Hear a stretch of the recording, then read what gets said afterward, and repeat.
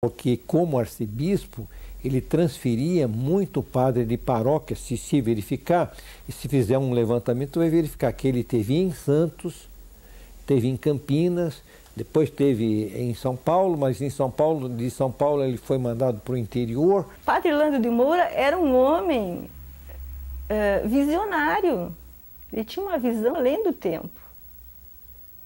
E com isso também ele atraía muita inveja. Ele se destacava. E isso, aos olhos dos superiores, não era algo muito bom, que é o que acontece hoje em dia na nossa vida, não é? Então, ele era um homem, mas ele era um padre, mas ele era um cientista.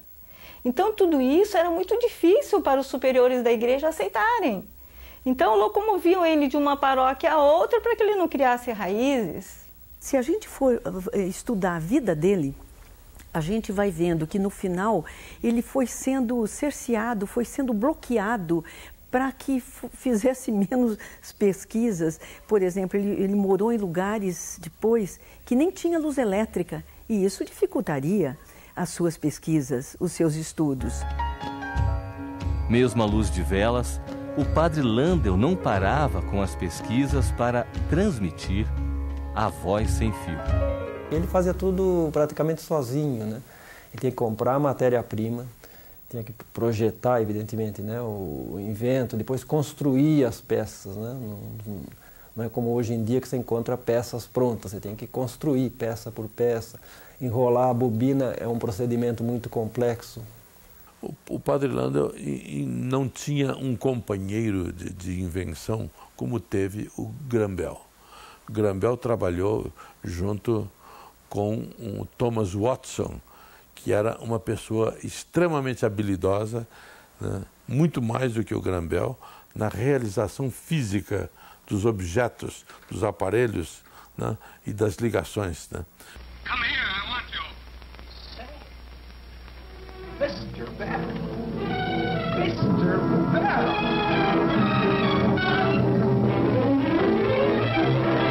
Bell, I heard every word you said distinctly. You were perfectly clear. I recognized your voice. You said, Mr. Watson, come here.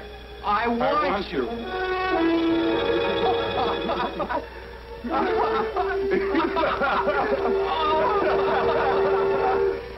Well, Mr. Watson, I did want you. E você sabe que o Conan Doyle, o escritor inglês, né, criou a figura daquele detetive, tá certo, que tinha como auxiliar um Thomas Watson. Elementar, meu caro Watson. Elementary, my dear Watson. There are no tarantulas in South Africa. Dizem que essa expressão foi criada pelo Graham-Bell, porque quando o Watson perguntava alguma coisa, como vai funcionar isso aí, tá certo? Ele dizia que era uma questão elementar, porque na cabeça dele era elementar mesmo. O Thomas Watson sabia como era difícil fazer aquilo. Nós temos digamos assim, um jeito pouco generoso de ver quem tem sucesso.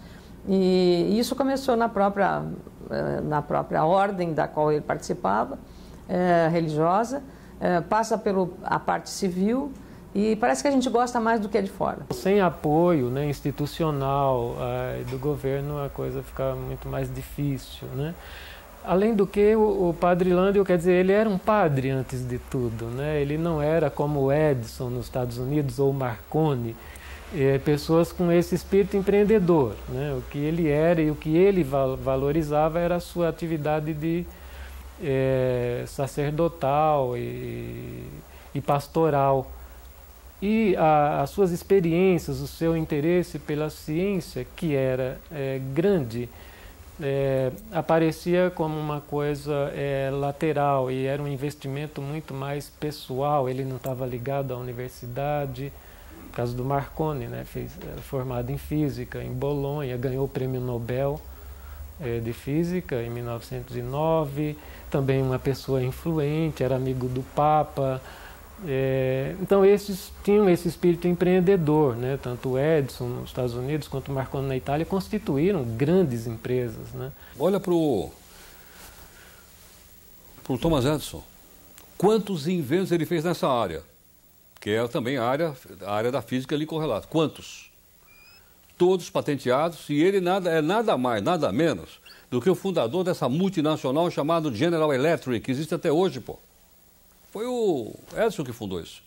No final do século nós vamos ter a tentativa de vários inventores de fazer a transmissão tanto de sinais telegráficos como de sinais de voz, como se faria no telefone, mas através da atmosfera, usando as ondas eletromagnéticas. A história toda começa com Faraday, né?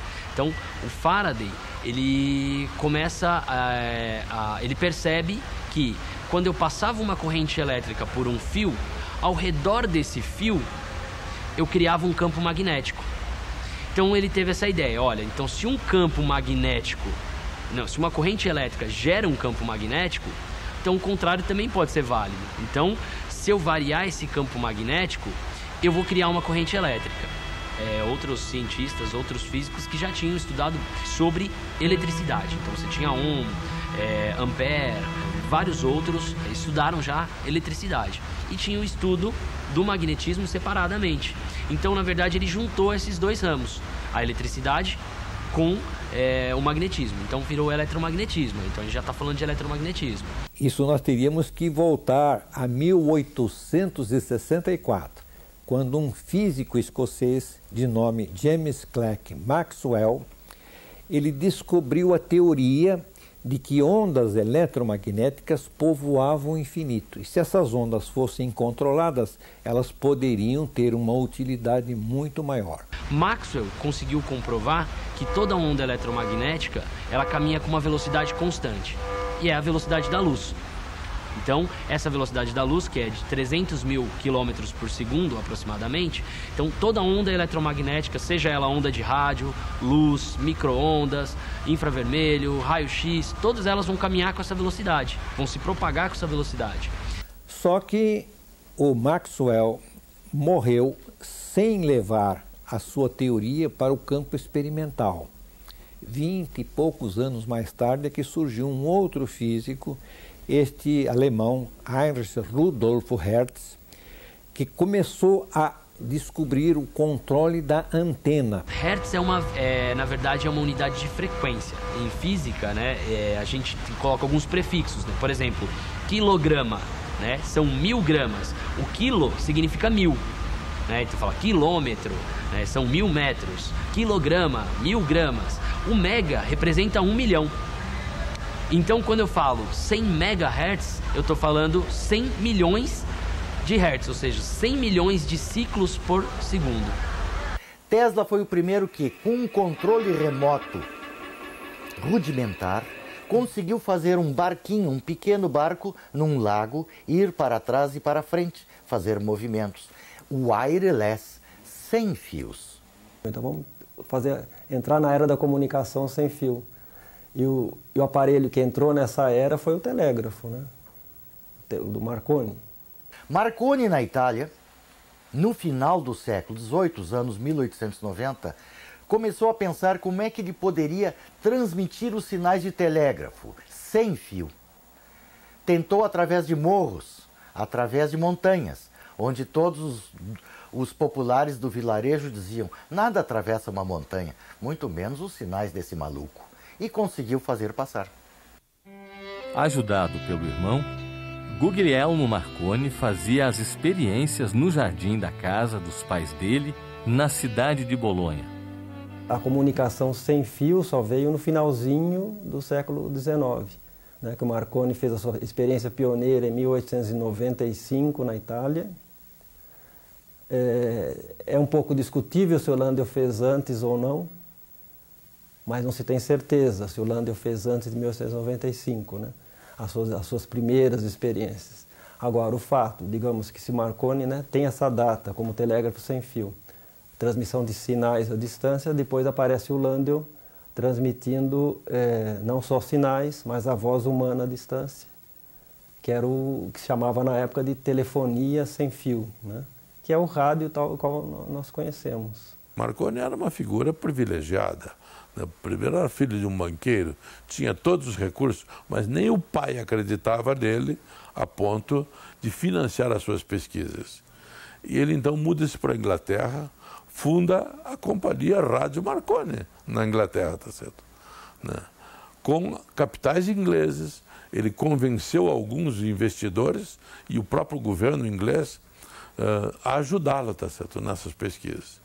E é onde ele vai obter sucesso, a ponto de, em 1895, ele já está fazendo as primeiras transmissões de sinais telegráficos a curta distância, e em 1901, inaugurando o século XX, ele transmite sinais telegráficos da Inglaterra para o Canadá, tá certo? Cruzando o Atlântico.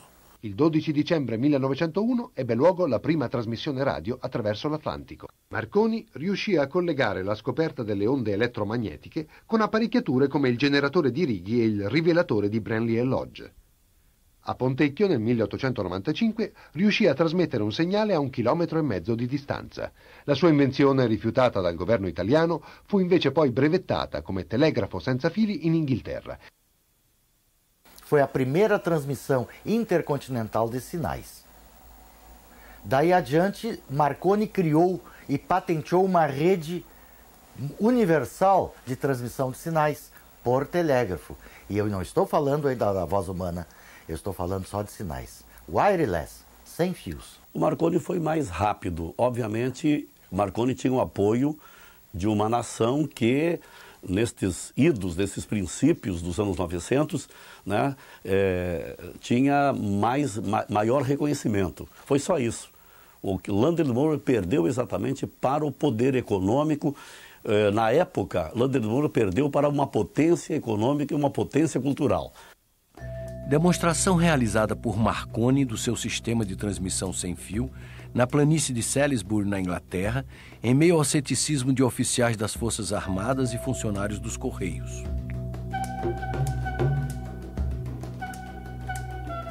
O governo italiano havia se recusado a permitir a demonstração e assim Marconi foi à Inglaterra, onde fundou a companhia que primeiro desenvolveu o rádio. O mundo é formado de países inimigos, não tem países amigos. Há uma concorrência global. O imperialismo nessa época está toda. Então todas as invenções são consideradas estratégicas. E a serviço também das forças militares. Imagine o rádio. Imagine a importância militar do rádio, meu. Tá certo? Eu acho que o exemplo mais claro é a invasão da Normandia no dia D, não é isso? Quando a BBC tocou um pedacinho da 9ª Sinfonia do Beethoven, que era o código de que a Europa estava sendo invadida. Veio pelo rádio, por ondas eletromagnéticas. Olha a importância estratégica e militar disso. Além de dar apoio a Marconi, o governo inglês também tinha interesse em acompanhar as experiências do padre Landel. Ele era de origem escocesa e ele chegou a receber um convite da Inglaterra.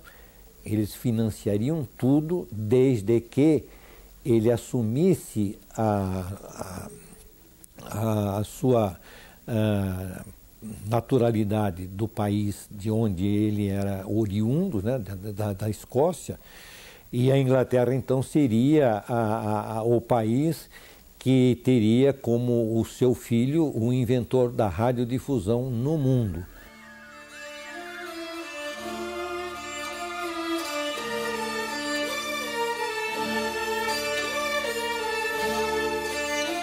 A edição do Jornal do Comércio do dia 10 de junho de 1900 traz a notícia da presença do cônsul inglês no Brasil na transmissão sem fio realizada em São Paulo. O Landel, ele desenvolveu um método de conseguir enviar também uma onda eletromagnética, só que ao contrário do Marconi, que enviou ondas de rádio, Landel enviava ondas de luz. Então, tá aí a diferença básica entre o Landel e o Marconi, ao fato que Quando a gente pega e fala de ondas curtas, a gente consegue transmitir a longas distâncias, inclusive com obstáculos, né? Os jornais trataram primeiro como uma coisa inusitada, mas sempre, como não havia conhecimento científico da parte dos jornais e nem na própria sociedade para fazer uma avaliação correta do invento, havia sempre uma ponta de desconfiança, tá certo? O Padre Landel fez diversas experiências em São Paulo. O Estado de São Paulo, o jornal, publicou essa notícia aqui, que é o mais antigo registro que se tem de experiência dele, né? Foi em 1899, dia 16 de julho de 1899, entre Santana e Avenida Paulista. Quando o padre Roberto Landel de Moura começou a fazer as suas transmissões, não havia nem microfone nem alto-falantes. Então ele falava por intermédio de uma válvula que ele havia inventado. Uma réplica do aparelho usado na primeira transmissão de voz à distância sem fio está no Memorial Landel de Moura, em Porto Alegre. O Marco Aurélio Cardoso Moura é nosso amigo, tá? E ele gosta muito dessa área, se dedica à construção de galenas e assumiu o desafio, vamos dizer assim, de construir uma réplica do transmissor de ondas do Padre Landel. Não foi fácil, foram 2 anos de labuta, de trabalho, porque ele tinha que testar, fazer os trabalhos de marcenaria, fazer os trabalhos para confeccionar o microfone, que justamente o problema, como ele diz, está justamente na confecção do microfone. Porque o nosso cientista, ele não deixou escrito as medidas e os materiais que ele utilizou. Também não ficou registrado o local exato da transmissão feita na Avenida Paulista. Esse ponto aqui, do Pátio do Colégio Santana, foi um ponto exato da transmissão do Padre Landel de Moura, a primeira experiência de transmissão do rádio do mundo, tal como foi noticiado por jornais da época. Na Avenida Paulista não se tem uma certeza absoluta do ponto. Nesse lugar aqui, que é o vão do MASP, na Avenida Paulista, funcionava um restaurante no final do século XIX e tinha uma ampla visão para a zona norte da cidade, que é onde foi colocado outro aparelho de emissão e recepção do Padre Landel. Sabemos que foi numa distância de 8 quilômetros em linha reta, o que dá mais ou menos nesse ponto onde nós estamos agora, próximo ao pátio do hoje Colégio São Luís. Na época, funcionava aqui, no final do século XIX, um colégio anglo-brasileiro de Charles Armstrong. Em uma das experiências que se sabe com certeza que na de junho de 1900 esteve presente o cônsul britânico, Percy Charles Parmenter Lupton, e era um colégio anglo, né, anglo-brasileiro, onde se ensinava inglês. As dúvidas viram certezas quando o assunto são as patentes registradas pelo padre cientista. Essa aqui é a patente brasileira do Padre Landel, que é toda manuscrita, tem várias páginas com descrição dos seus inventos, que aqui diz que era para um aparelho destinado à transmissão fonética à distância, com fio e sem fio, através do espaço, da terra e do elemento aquoso. Por isso é que dá para considerar que esse documento aqui é praticamente a certidão de nascimento do rádio. E nasceu no Brasil. No dia 9 de março de 1901, foi o primeiro aparelho de transmissão de voz à distância sem fio que foi patenteado no mundo. O Reginald Fessenden, um canadense. Também patenteou seu aparelho de transmissão de voz, mas mais tarde, no Canadá e nos Estados Unidos também. Mas ele patenteou no final de 1901. Então a patente brasileira é a precursora do rádio. O rádio, então, no início do século, era alguma coisa tida como uma miragem. Não havia, digamos, capacidade de entender que essas mudanças iriam transformar o mundo. Sem apoio no Brasil, Landel foi aos Estados Unidos, onde foi destaque na imprensa local.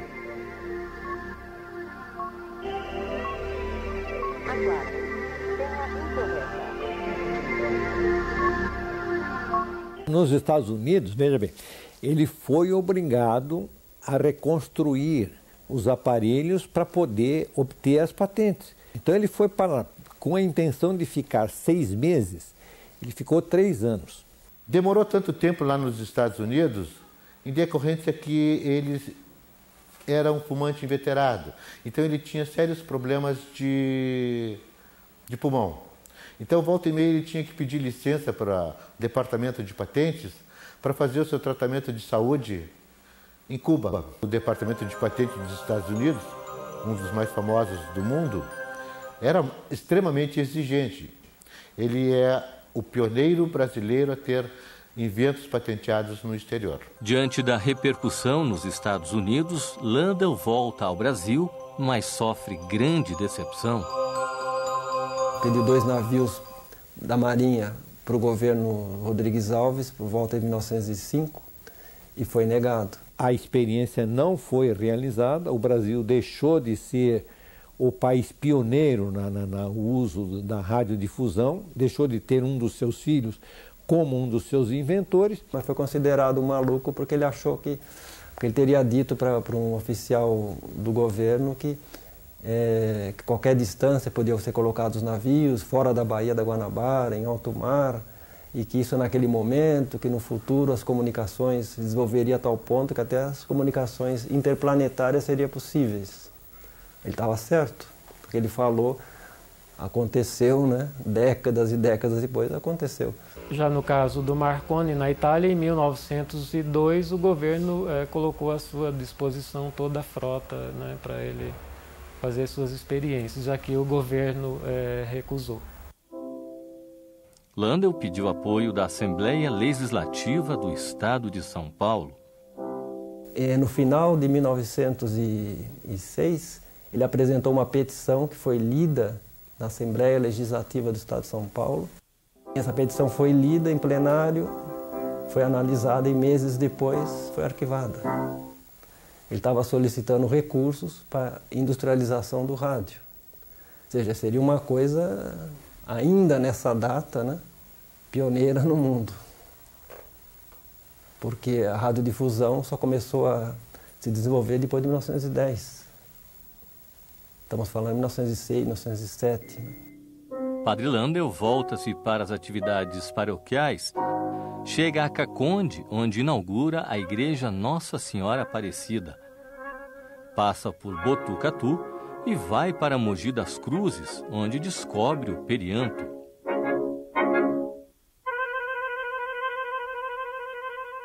Tudo começou em 1906 e 1907 em Mogi das Cruzes, quando o Padre Landel ainda tinha o ofício de exorcista. Ele praticou exorcismo numa casa que tinha uma menina que tinha um comportamento estranho. Então, durante esse período do exorcismo, entre um espaço e o outro, Padre Landel tinha um jeito de dar uma relaxada, de meditar, de refletir. E um belo dia ele estava na sua cadeira, na sua poltrona, fazendo um relaxamento, e ele começou a perceber uma certa névoa, uma energia que volava do próprio corpo dele. E ele ficou retendo, ele ficou observando durante 5 a 10 minutos que aquela energia ela ia e vinha. Né? Então ele achou aquilo muito estranho. E aí ele começou a pesquisar mais profundamente esta energia que existe nos corpos dos seres vivos. Mas que é invisível aos olhos, né? É uma energia radiante. Sob determinadas condições se pode fotografar. E foi chamado de efeito Kirlian em 1939, né? Mas ele fez essa descoberta por volta de 1907, 1908, quer dizer, bem antes, né? Então, a foto Kirlian foi batizada de bioeletrografia, para não ser foto Landel e nem foto Kirlian. Então, bioeletrografia é o termo científico usado hoje para esta técnica. que fotografa, na verdade, a energia que envolve os nossos corpos. Que nós chamamos de uma forma simples, para que a gente entenda melhor, como aura humana. Então a bioeletrografia ela é uma ferramenta maravilhosa. Ela vem para ajudar as pessoas a prevenir a sua saúde, o estado de saúde, tanto a nível psicológico quanto a nível físico. E isso sim precisa ser conhecido pelas pessoas. Tem muita gente tomando remédios sem necessidade, se automedicando sem necessidade. Após 16 anos longe da capital gaúcha, Landel volta para Porto Alegre. Mas ele voltou e também teve outros dissabores aqui e terminou tendo até que ficar recolhido a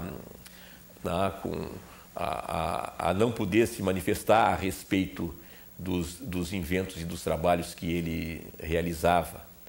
Ele foi condenado a um silêncio obsequioso. Padre Landel não fala, mas escreve.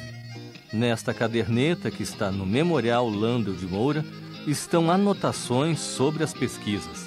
Essa caderneta é da década de 1910 a 1920. Esse eu acho que é o período que está ali. E é muito interessante a maneira como ele escrevia.